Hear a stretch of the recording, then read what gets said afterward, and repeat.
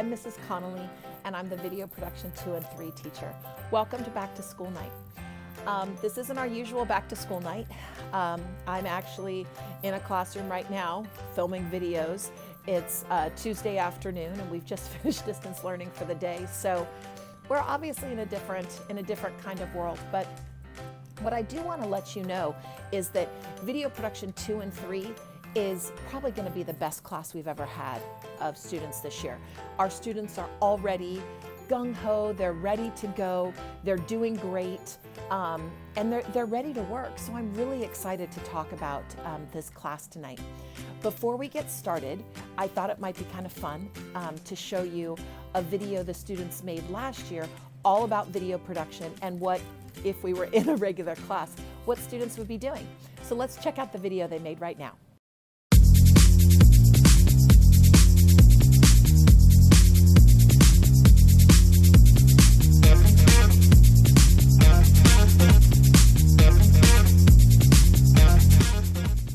Video production is a UC-approved visual and performing arts class. Students learn video and film techniques from planning all the way to post-production. Students will master skills like editing, filming, lighting, audio, and more. In Video Production 1, students learn all the basics of video production. In Video Production 2, students take their skills to the next level. Students learn more advanced filming and audio techniques as they are introduced to glide cams, aerial cams, and drones, wireless microphones, light boxes, and more. Students will make movies, documentaries, music videos, lip dubs, and commercials. In Video Production 3, students learn advanced video production techniques and work on projects where they can demonstrate their mastery of these skills. Students in all 3 courses will take field trips to see films and to shoot on location. These are great courses for students interested in learning marketable skills that they can use for their future. Okay, hopefully you enjoyed that video. That's what video production class is usually like when we are in class. It's a little bit different when we are learning from home. I come into class and I work out of my classroom most of the time, but I do also work from home. I have 2 teenagers. I have a son who's 17, he's a junior at San Ramon Valley, and I have a daughter who's a freshman. So for me, it's a lot easier to work here in my classroom. There's fewer distractions.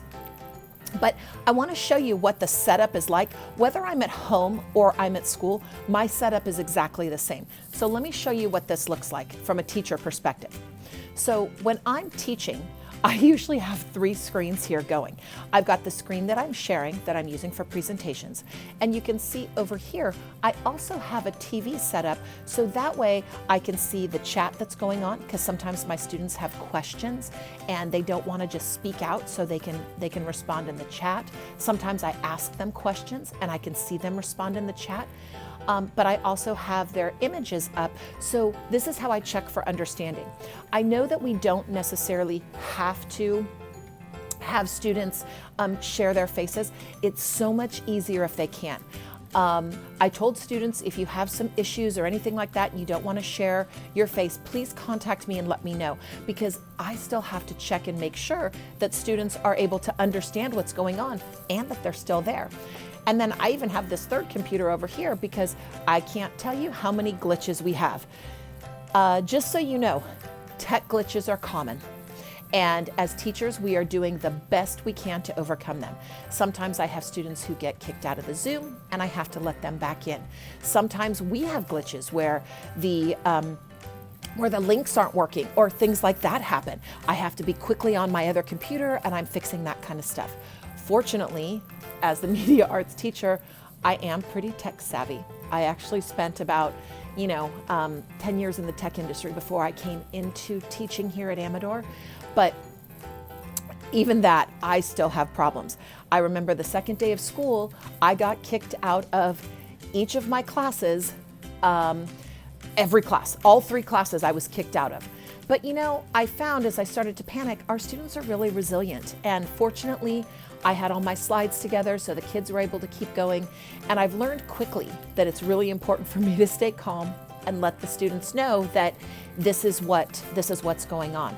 But at the same time, you can see here, I mean, I've got this whole hub going on to make sure that my regular work is able to, the students are able to understand what we're doing.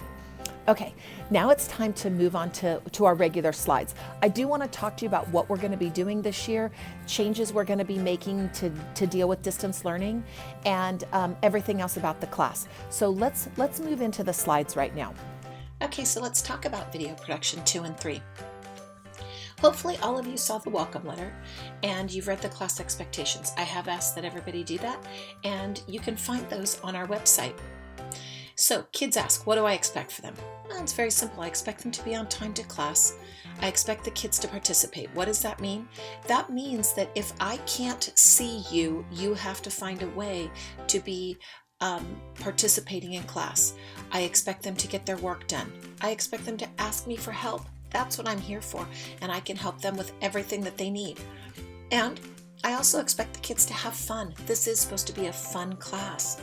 So how does class and grading work in remote learning? Well, grades are done on a point system, okay? All of our big projects have rubrics, but the daily assignments are point-based. You may get 5 points for completing an assignment. Participation does matter. I expect the kids to follow the instructions, show themselves as much as they can, work in groups. I expect them to participate, and I expect them to stay on task. So class time, what do we do in class? Well, we have lessons where I teach them how to do things. We have breakout work where they sit and they work on projects with each other, and we have project work time. Attendance is mandatory for my class, and I do take roll at the beginning and at the end. We have individual learning time.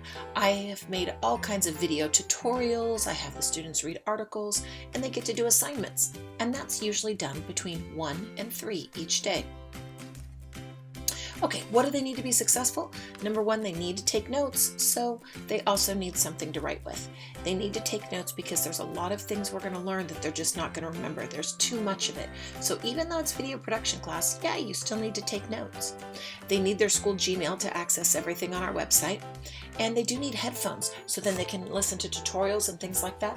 And of course, they need a good attitude. So what are some fun things we're going to do this year?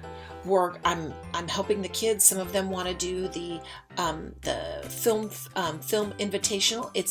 We've never been able to do this because it's in New York, but this year it's virtual. They're going to be doing the C-SPAN competition. Lots of fun competitions. Let's see, what else are they doing in class? There's a couple different things that you need to know about how class is formatted. Editing, it's all individual grades. They will be filming. Even if we're just using our iPhones because we're not in class, they're still filming, and they will be needing to do that. Usually the kids need to have 200 points in filming each quarter, but that's when we were going out and doing it our own. So if they come back into school, they will have to go out and do their filming. But as for right now, that is put on hold. Let's see.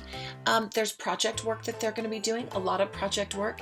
We are very lucky in that we can share with our technology, and so our kids can still do group work together, and they need to participate. So that's how class is pretty much broken down. What type of projects do they do? We're going to do short films. We're going to do documentaries. We're going to make commercials. We're going to do horror films. We'll do music videos. The C-SPAN. We'll do newsreels. We'll do so much more. And every student is going to build an online portfolio. School projects. There's so many things. We're still going to have a TEDx this year, so the kids will be able to do that. I'm trying to allow them to post some of their projects that are really good on AVTV. That way, they've been able to publish their work publicly, so which is fantastic. We're going to find a way to do diversity. We're going to find a way to help with rallies and client projects. We're going to be working with a lot of teachers who can use some help, and that's great for our students because our students get a chance to work with, actual clients. Where do you find everything? Please go to our website. Everything's on it, and you can find everything there that you need, from class assignments to submissions. You can click on any of them. One of the best things I want to announce this year is that our district and Mr. Butterfield have worked really hard to make sure that our students are going to all get a license to Adobe Creative Cloud, which will give them Premiere and After Effects. So even though there's a lot of other stuff we're going to be using, I think this is what the kids are going to be most excited about. Okay, well that's it. I didn't want to make the video too long. So if you have any questions, please feel free to contact me. Again, I'm really excited about this year, and I do think we're going to be able to do this and make this a great year. So email me, text me with any questions, and I'll be happy to help you in any way that I can. Have a good night.